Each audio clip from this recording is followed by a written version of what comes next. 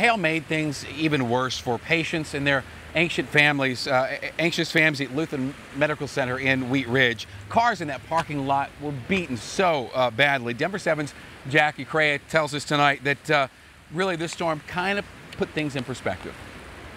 Smashed in back windshield and the blinkers being broken out. Now, there's no preventing this kind of thing. It comes all of a sudden and it comes hard. Richard Gilmore rushed over to help cover up his wife's car.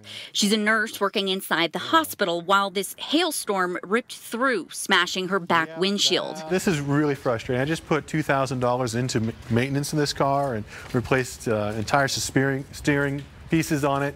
And here I am, well, now it really is totaled. She wasn't the only one. Oh, no, except for damage. Oh, Lord. By mid-afternoon, the parking lot was peppered with cars draped in plastic tarps or anything to keep the water out as the rain would not let up. I'm a Colorado native, so I've seen just about everything. But for Clay Seawald, it could all wait a minute. He put things in perspective. Considering what I'm dealing with here, this doesn't faze me. He's been visiting his wife in the hospital for the past 10 days. To get her home, that's why I bring the kids down here, to come see her. Just want to get her out of here. She's having quite a battle.